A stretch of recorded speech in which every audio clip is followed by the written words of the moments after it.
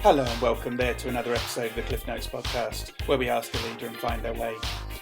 Today I've been joined by the CEO of Ingenuity, keynote speaker and best-selling author, Steve L. Blue.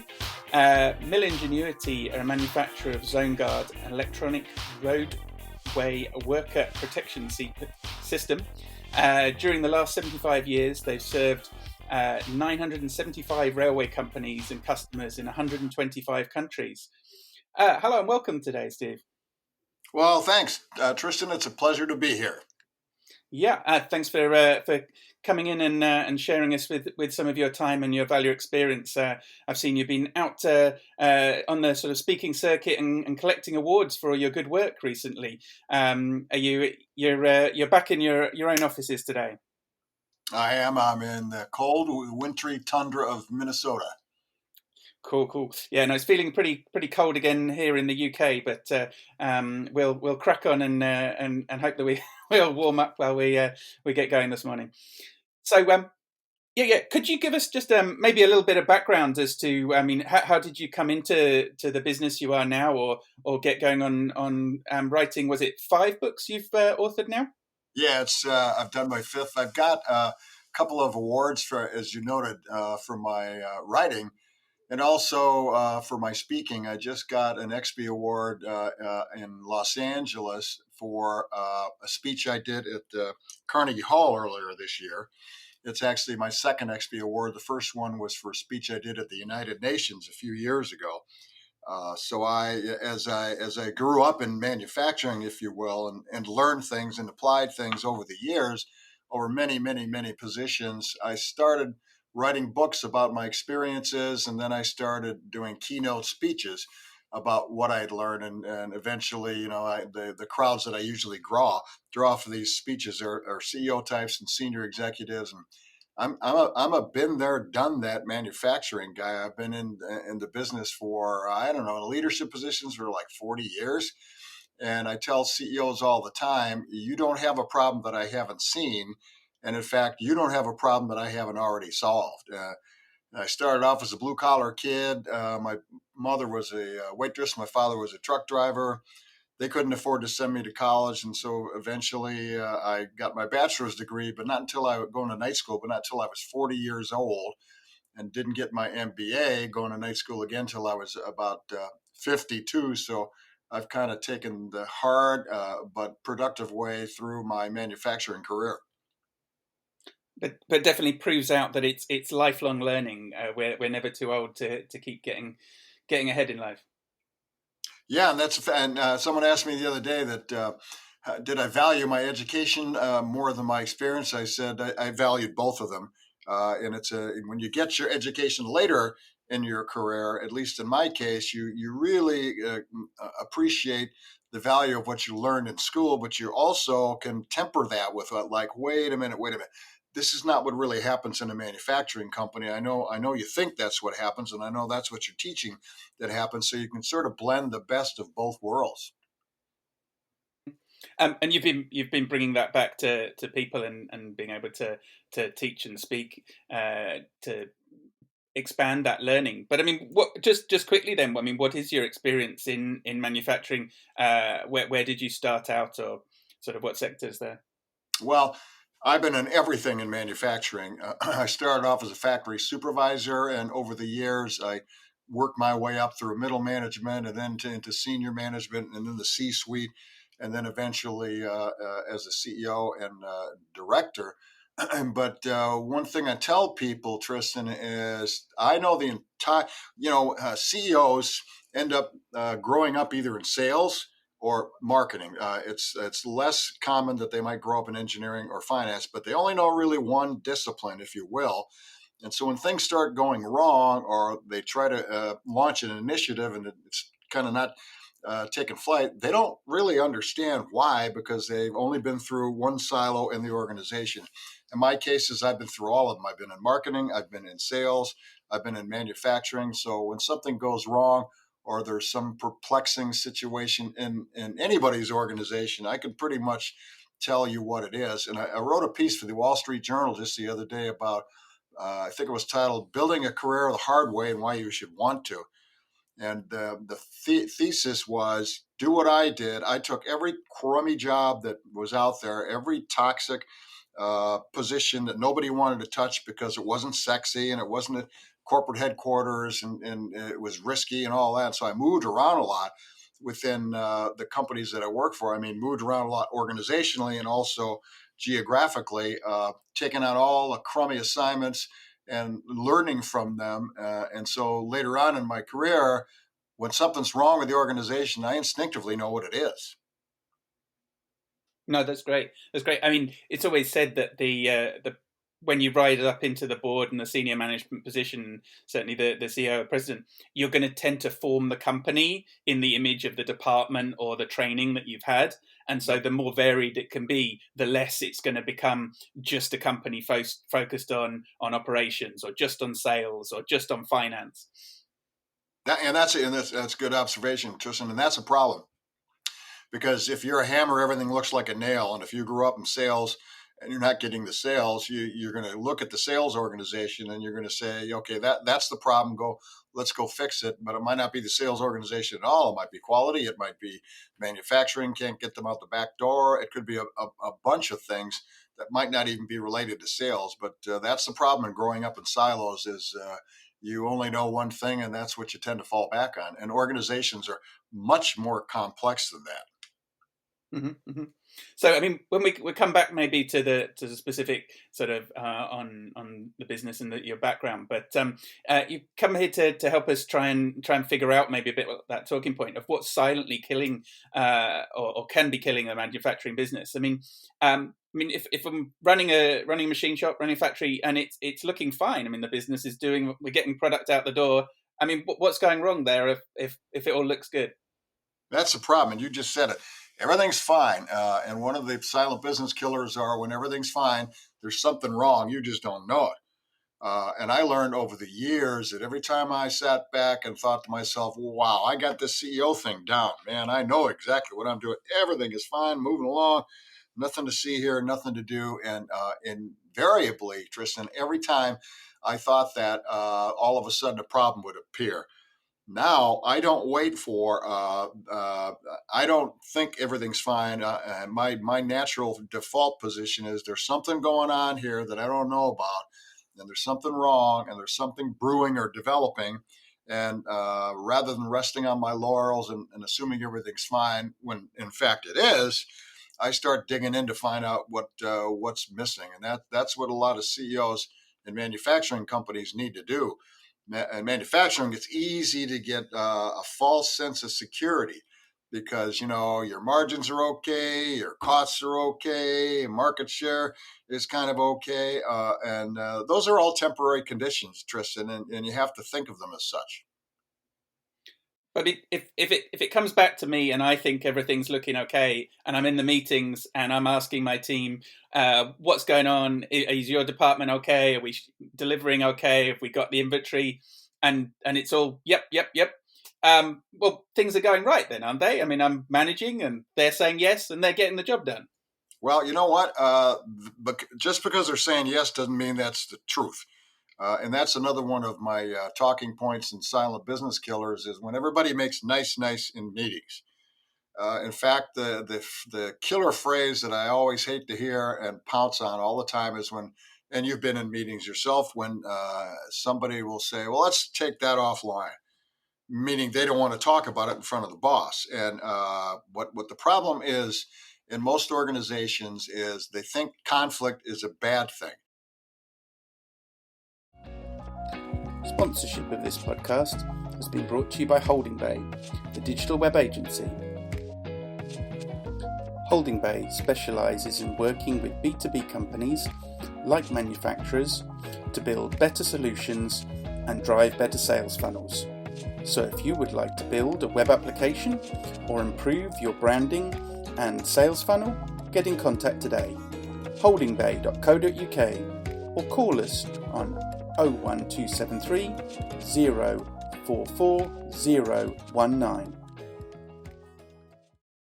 And as a matter of fact, conflict that's buried is a bad thing. Conflict that's ignored is a bad thing. Conflict that is not treated and recognized is a bad thing. But conflict can be a really good thing if it's managed correctly and if it's recognized. And I'll give you an example. I did a keynote speech for a major medical device manufacturer last year, and it was a custom speech. I don't normally like to do custom speeches because they take a lot of work.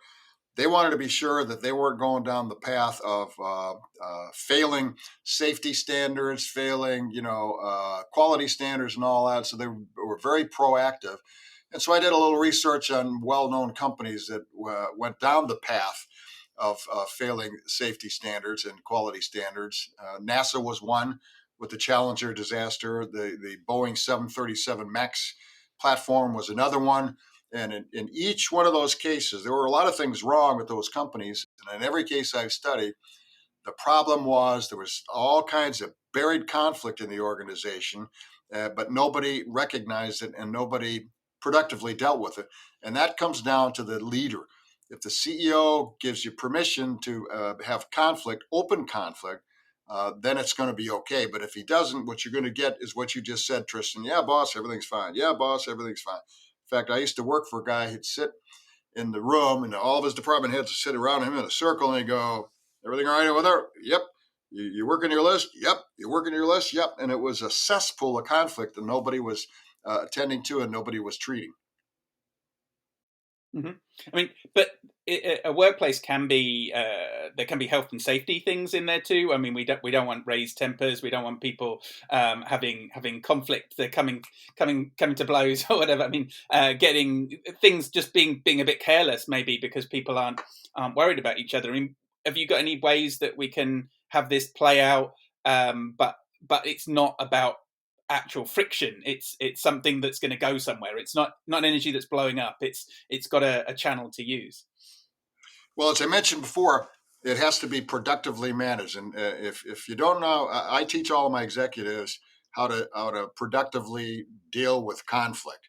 Again, leaving it alone and pretending it doesn't exist kills businesses.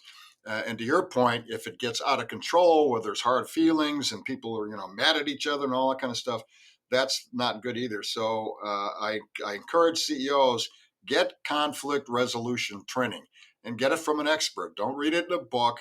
What I did to begin with, well, in every organization I've ever been in, I bring in a psychologist, an industrial psychologist who's well versed in all the conflict resolution practices.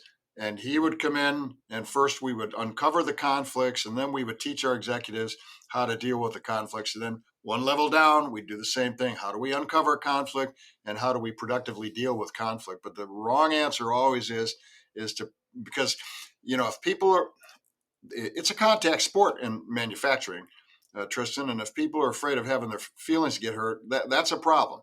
I agree with you that you don't want to go overboard on it, but hey, come on, guys, we're big boys and girls here. We make a lot of money. Let's face up to the issues that we have, as opposed to pretending like they don't exist. Like that. But I mean, if we think that our problems are going well and we've started to negotiate that and we're talking again. But we move on to say thinking about our product range. I mean, we're doing well, but the product range is there. We've got our 4 product that we ship. It's going out the door. We're selling it. We've got innovation. We've got our product mix right. I mean, or am I missing something there too? Oh, nobody's got their product mix right for the long term. Everybody has the product or think they have a product mix right in the short term, but something's going to change on you. I wrote a piece for Industry Week the other day about the pandemic. The next pandemic is coming. It may not be a health pandemic. I don't know what. It's only emblematic of crises that will hit your business that you should be ready for. What if the government suddenly regulates something that puts your product out of the market? What if the government restricts your ability to do this? What if a competitor does that? And I always tell CEOs, you need to once a year when you're doing your strategic planning and your annual budget is think of all the bad things that could happen to you next year and how you would respond to that. So when it does happen, you don't panic and run around with your hair on fire. But something always is going to happen. I mean, you look at the curve of any product line, it eventually goes out. Eventually. And if you sit there and say, okay, well, it's not going to go out for 10 years, you know what? 10 years will be here before you know it. So you really ought to take a hard look at the product mix. And I tell manufacturers all the time, if you're not reducing your cost of manufacturing every single year, don't rely on the sales guys to be able to raise prices with customers. Always reduce your manufacturing costs every single year, and keep after that. Mm-hmm. I mean, I get onto the sales team, coming back to that then, and go, well, can you get the prices up and things? And they're like, well, they need help from us, and they've got budgets to hit, and we can hit the thing for them, and then we'll make my sales quota because we'll have got the product shipped. They need an extra 1,000 of these. It'll be brilliant. We can give them a special margin. I mean, is that the way to go? Keep the sales busy. Yeah, I have to laugh because one of my other silent business killers is when your sales force works for the customer and not for you. uh, Manufacturing guys, when you ask them to reduce costs, the first thing they're going to say is point to the sales team and say, you got to raise prices. And sometimes they can, sometimes they can't, but they never want to. They never want to do that. And I'll tell you why, Tristan, because the customers are the salespeople's best friends. And you've heard it a million times. Customer is king. Customer is always right. Everything starts with the order. And, I get all that. But sales guys like to go to trade shows, booze it up with their customers, have elaborate dinners, bring their spouses. And so it's a cushy life. And they're out there, and they're not in headquarters, not in your manufacturing plant. They're somewhere distributed around the world. And so it's easy for them to get lost in the quagmire and the cushiness of being a customer's best friend. They can't raise prices with their best friend. That's really hard, and their golfing buddy. So you have to be sure that your sales guys that don't identify so much with your customer, more with your customers than they do with your own company. Mm-hmm. But I mean, it is a business where we like to do business with our friends, and we want to shake hands, and we want to know that we've got someone we can trust, because we want to know that this part's going to turn up on time, or the logistics, the supporting's going to turn up properly. Is that not what we want to fit? Or are we saying that the salespeople are the worst people in the company for doing this? Or maybe there's something else that describes who's doing good or who's doing bad in the company, that we might need to just take some time with, or work with, to improve the mix in the team.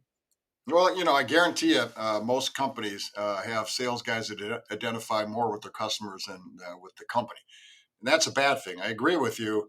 You need to be, well, an old friend of mine, a mentor of mine used to say, people only screw people they don't know or they don't like.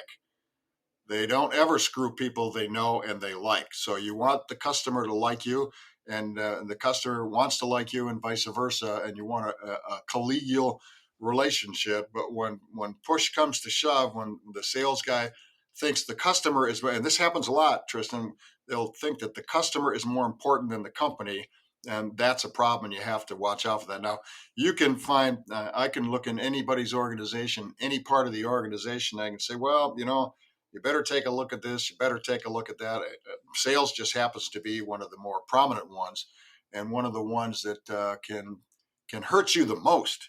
I mean, if your manufacturing organization is off kilter, if costs are out of control, if inventory control is not what it should be, that's bad. But if the sales guys are out of kilter, that's the most visible and most immediate, and potentially the most devastating impact you can have. But if we lay off sales, and it's not always all their fault, but I do appreciate they've got that tricky balance of, their job is to make sure that someone else is happy and does sign on the bottom of the line, because if you haven't got sales, you're not producing any product, because you're going to sit there with idle mills and idle hands. So, but you had another point on your list of toxic employees. I mean, is that something different? Where does a toxic employee fit in? That could fit in anywhere. I'll give you an example. And in my second book, I wrote about this. My family and I walked into, I don't remember the chain of the hotels, doesn't matter. And the title of the book was The $10 Million Employee. And a $10 million employee can either be a toxic one, or a golden jewel, if you will. Walked into this place, marble and walnut everywhere. I mean, they had to spend $10 million on this hotel if they spent a dime. And that night, one single employee almost destroyed that $10 million investment because of an encounter I had with him. that I vowed never to come back to that hotel again. And then, of course, I tell all my friends, and they tell all their friends. And then you look at the lifetime value of a customer; it's a lot of money, especially somebody like me that travels a lot. Anyway, but then the same night, another employee did a phenomenal, admirable job of taking care of a problem we had. And because of that other employee who was not toxic, I said, okay, maybe I'll give this hotel another chance. But if you have people, especially the ones that are customer facing, like customer service people, if they're hate, if they, a perfect example of this is airlines. Okay, if you've ever been on an airline, you've run into a toxic flight attendant, to be sure. They aren't all that way, but a lot of them are, and they don't like the company they work for. They don't like their hours. They don't like you. And on the same flight, Tristan, you can run into two people, two flight attendants. One is a toxic employee, hates everything, hates you, and the other one is perfectly delightful. So why is that? I mean, they work for the same company, probably work for the same supervisor. They're on the same flight. Why do some people turn toxic and why do others not? I don't know the answer to that, but I do know this. If you have a toxic employee in your organization, you cannot fix that. I've tried it a million times with bunches of people. You cannot fix it, and when you know that and you recognize that, the only course of action you can take is you have to get rid of them. Hmm. And I mean, just to understand that a bit more, that could be someone who maybe feels they can't get fired, or feels like they're just doing boring work, or they're just not getting anywhere, but then they're telling the rest of the team about it all the time, or they it feels like they're spending more of their energy telling everyone about how a process doesn't work, or a friend doesn't do their job, or the boss isn't listening, or whatever, rather than anything practical. Is that what you're meaning? Yeah, that's right. And that's a good point, Tristan. And then toxic employees infect the rest of the organization. Like you said, they're always talking to their friends, they're always grumbling, they're always this, they're always that. And then when other people see that behavior, they think, well, maybe he's right. Maybe things are horrible here. And he's only given it like half an effort. Well, I guess probably I can too. And so it just rolls its way through the organization. You cannot tolerate toxic employees. Just can't. You have to identify them. Then you have to ask them to leave the company. Trust me when I tell you this. I've gone above and beyond to turn a toxic employee into a productive employee, and I've never been able to do it. Gotcha. Yeah, no, I can understand this. It just, I think sometimes people get into a cycle that they might not even have meant to do it, but they've got into that cycle, and they're getting a feedback loop of people listening, or just giving them an audience, and they do themselves their own harm. That's But right. yeah, no, I can see that. Um, and I mean, if we're moving back to the business and things, I mean, have you got thoughts on if getting our costs under control, or where we need to do to see the business grow? If we're getting our parts out, they're hitting margin. It just seems like we're doing all right, aren't we? Well, like I say, all right today is not going to be all right tomorrow, and that's where CEOs go wrong in any company, and particularly manufacturing companies. You can't say we're doing fine. We don't have to do anything else. You always have to reduce costs. Always, always, always. And a good manufacturing guy will say, "Can't do it, no can do, boss." That's not true. And I couldn't tell you exactly with every company that you talk to what form that would take, what shape that would take. But every single year you got to reduce costs. Every single year, when you can, you need to reduce prices because guess what? Inflation is marching on, and your competition is probably not sitting around, not worried about you. Your competition is probably making moves to take some of your business away as you think about this. So you just don't ever want to say everything's fine, our margins are fine, because I guarantee you, if you leave it that way, it won't be that way in the future. Hmm. But I mean, you can't always improve margin without spending money. Sometimes it's going to be spending money, and sometimes it's going to be saving money. Is that where you're saying management need to be listening to? If they can't just give the staff, you've just got to save money to improve the margin every time. Well, if you want to improve margin, there's two ways to do it: raise price, lower cost. And if there's another way of doing it, I wish somebody would tell me. And most manufacturing guys will say what you just said. there's nothing we can do. We're doing just fine. Tell the sales guys to raise prices. The sales guys will go, oh, can't, and no can do, boss, cannot raise prices. Tell that manufacturing guy to lower costs. And unless they get into mentality of looking real hard at how it can be done, I'll give you an example. Just in my own company, we have an extraordinarily productive manufacturing workforce. And I'll tell you what I mean by extraordinarily productive. A garden variety manufacturing company is going to think they're doing just fine if they have, there's one broad measure of productivity, which is, there's a lot of them. The one that I like the best is sales per employee, per manufacturing employee. And I look at it that way. I look at it margin per manufacturing employee and so forth. Your garden variety manufacturing company, most of your listeners will be happy if they have $120,000 per manufacturing employee in sales. I have nearly $500,000 in sales per employee. That just shows you how extraordinarily efficient we are. But that didn't happen overnight. That happens every year with a relentless pursuit of reducing costs, identifying places we can reduce costs, and always working with an eye toward that. And that's what all of your listeners have to do. Totally. I'm listening and taking notes all the way through this one. It's really good. I mean, it's been great being able to talk to you today and bring the experience out. I mean, have you got anything else for us, or any other places that we could get started on improving our business and not letting it silently die?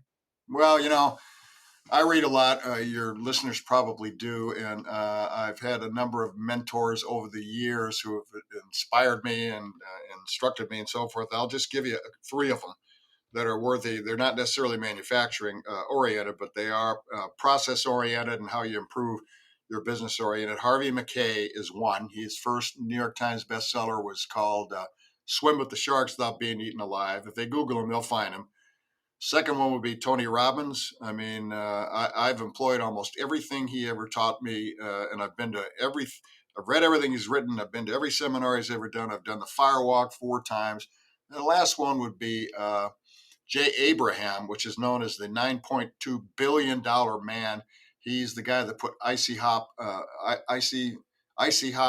on the map. He's the guy that made Inc. Magazine from a nothing with like 2,000 subscribers to what it is today, and he's got so many non-traditional marketing ideas and how to improve your margins in your business and so forth. So I would highly recommend any one of those three. Super. That's great to take something away, and you've jumped ahead of me, because I mean that was going to be we move into our sort of more fun closes, some sort of just sort of personal feeling from you, and I was going to ask you for some book recommendations, but you've already given them, so that's brilliant. The last fun one though is if I'm going to give you a superpower, now you can give it to customers, you can give it to manufacturing business owners, or take it on yourself. What would you do to help these businesses come out on top, or make a change that feels like it is a mountain away from where they are now?